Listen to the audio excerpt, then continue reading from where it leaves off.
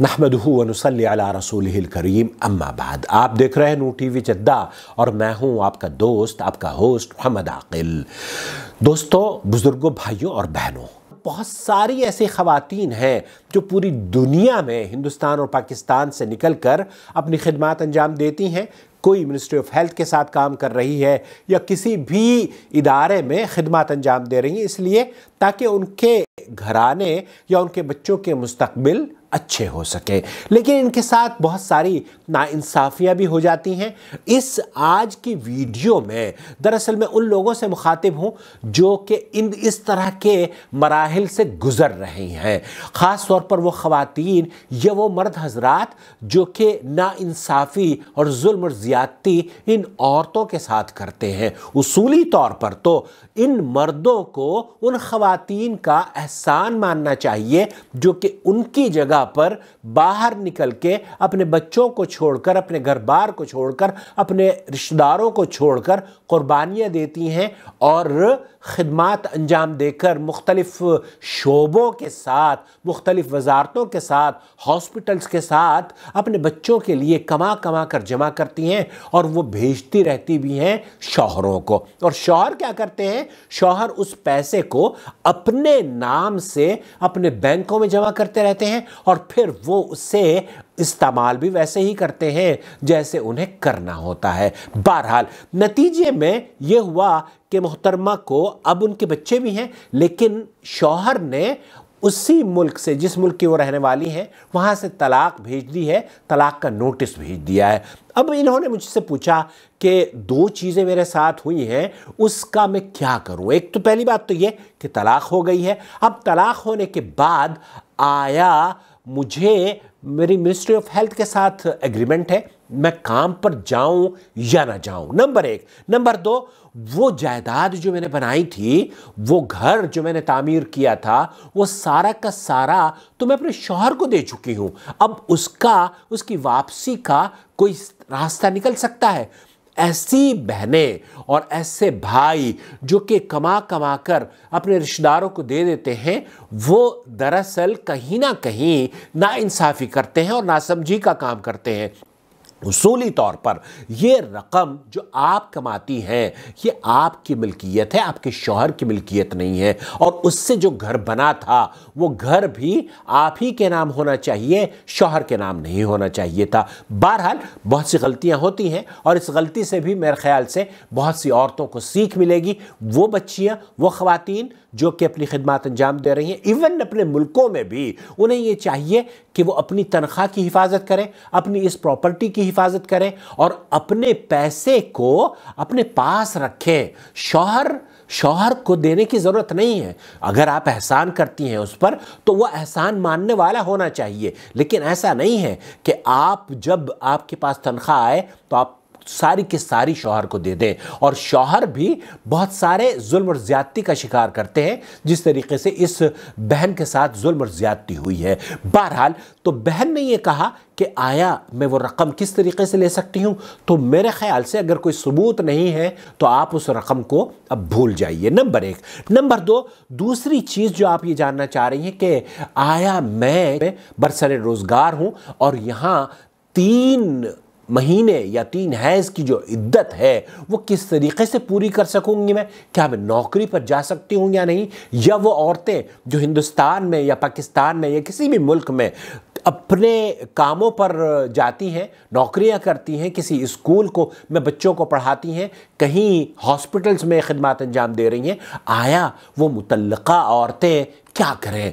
ऐसी सूरत में एक चीज़ की वजाहत करना बेहद ज़्यादा ज़रूरी समझता हूँ कि मुतल्लका का जो इद्दत का हुक्म है वो दरअसल डिफ़र करता है उस औरत से जो मखलूआ है और उस औरत से जो कि अल्लाह आपका भला करे मुतल्लका है और उस औरत से जिसका शौहर वफ़ात पा चुका है। दरअसल वफ़ात पाने वाली जो औरत है जिसका शौहर वफ़ात पा चुका है, उसकी इद्दत 4 महीने 10 दिन है। और हैज़ वाली औरतों को जो کہ مطلقہ ہیں ان کی عدت 3 حیض ہوتی ہے، اور وہ عورت جو عدت جس نے خلا لی ہے اس کی عدت 1 حیض ہوا کرتی ہے۔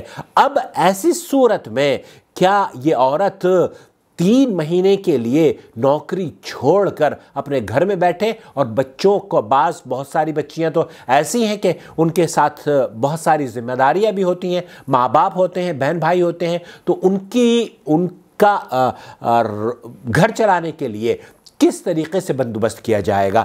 میں آپ کو لے کر چلتا ہوں شیخ عبدالعزیز الفوزان کی محفل میں، ان سے یہی سوال پوچھا جا رہا ہے، میں اس کو آپ کی خدمت میں پیش کروں۔ عبداللہ من العراق تقول بالنسبة للمرأة المطلقة في عدة الطلاق هل تمنع من الخروج من السفر؟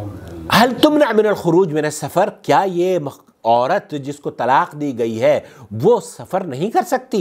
کیا وہ کام کاج پر نہیں جا سکتی؟ کیا وہ ذمہ داریاں جو اس کے اوپر ہیں وہ اسے پورا نہیں کر سکتی؟ نعم، أنا كأني فهمت أنها مطلقة يعني في حال خلع۔ شیخ فرما رہے ہیں کہ میں نے جو سمجھا ہے اس عورت سے، اس نے خلا لی ہے اور یہ عدت گزارنے کے بارے میں پوچھ رہی ہے۔ لا هي فيها تسأل عن موضوع الخروج والدخول، يعني مثلا هل تقارن؟ شیخ سے کہا جا رہا ہے کہ یہ عورتیں پوچھنا یہ چاہ رہی ہیں کہ اگر طلاق دے دی گئی ہے تو ایسی صورت میں کیا یہ 4 مہینے 10 دن جس طریقے سے وفات پانے والے شوہر کی بیوی بیٹھ کر انتظار کرتی ہے، کیا یہ مطلقہ اور مخلوعہ عورتیں بھی اسی طریقے سے گھر میں بیٹھیں گی؟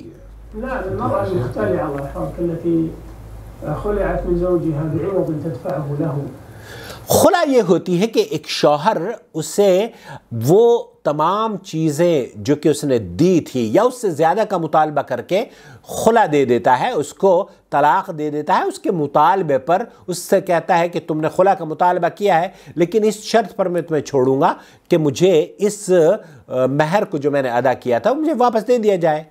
يعني يكون أبى أن يطلقها وطلب منها أن ترد إليه المهر أو بعضه أو أكثر منه۔ ایسی صورت میں بہت سے شوہر ہیں جو کہ بہت ساری چیزوں کا مطالبہ کرتے ہیں، وحصل الخلع بعوض تدفعه له، اور خلا وجود میں آ گئی ہے، طلاق وجود میں آ گئی ہے، فالصحيح من قول العلماء أن عدتها حيضة واحدة۔ تو ایسی عورت جو کہ مخلوعہ ہے جس نے خلا لی ہے اس کی عدت 1 حیض ہے، يعني هذه بينونة صغرى، یہ بینونۃ صغریٰ ہے، الحيضة هو التأكد من براءة الرحم من الولد، کیونکہ یہاں جو رحم کی حمل کی جب حیض ہو جاتا ہے تو اس بات کی نشانی ہو جاتی ہے، اس بات کی دلیل ہو جاتی ہے کہ وہ پیٹ سے نہیں ہے، حمل سے نہیں ہے۔ في حيضة واحدة، حیضہ واحدہ یکفی۔ شیخ فرما رہے ہیں کہ ایک عورت جس کو خلا کا مطالبہ جس نے کیا ہے وہ 1 حیض انتظار کرے اور اس کے بعد چاہے تو وہ نکاح کر سکتی ہے۔ هذا الذي أمر به النبي صلى الله عليه وسلم المرأة المختلعة، یہی اللہ کے رسول صلی اللہ علیہ وسلم نے اس عورت کو حکم دیا تھا جس نے خلا کا مطالبہ کیا تھا، ثابت بن قيس بن شماس، ثابت بن قیس کی جو بیوی تھی۔ قال واعتدي منه بحيضة، اعتدی منہ بحیضہ، آپ علیہ السلام نے فرمایا تھا کہ ایک حیض عدت سے گزارو، إن كانت لا تحيض آيسة أو ربما اور اگر کوئی ایسی عورت ہے جو کہ حیض سے نہیں ہوتی، چھوٹی ہے، وہ مہینوں کا گنتی کرے گی۔ 3 حيضات، هذا في عدة الطلاق. عدت طلاق 3 حیض ہے۔ أما الخلع وهو الذي يعني تفتدي المرأة نفسها بعوض تدفعه لزوجها، اور خلا یہ ہے کہ وہ عورت 1 حیض انتظار کرے گی، أو شهر واحد إن كانت، اور شہر واحد ایک مہینے انتظار کرے گی اگر اسے حیض نہیں ہوتا ہے۔ كانت في العدة سواء كان عدة طلاق أو عدة خلع، هل يجوز لها الخروج من بيتها؟ یہاں وہ بات پوچھی جا رہی ہے جو کہ ہماری بہن نے جاننا چاہا کہ وہ خواتین جو کہ منسٹری آف ہیلتھ میں یا مدارس میں یا کہیں کام کرتی ہیں اور مطلقہ ہے، کیا وہ عورتیں کام کاج کر سکتی ہیں؟ بعض العلماء جعل المرأة المطلقة التي في العدة أو المخلوعة، بہت سے علماء کا موقف یہ ہے کہ جس طریقے سے مرنے کے بعد عورت عدت میں بیٹھتی ہے اسی طریقے سے یہ عورتیں بھی جن کو طلاق دی گئی ہے یا خلا لی گئی ہے یہ عدت میں ویسے ہی بیٹھیں گی۔ من زوجیہا اس کے شوہر سے، لیکن یہ درست نہیں ہے. هذا قول بعض العلماء، یہ بہت سے اہل علم کا موقف ہے.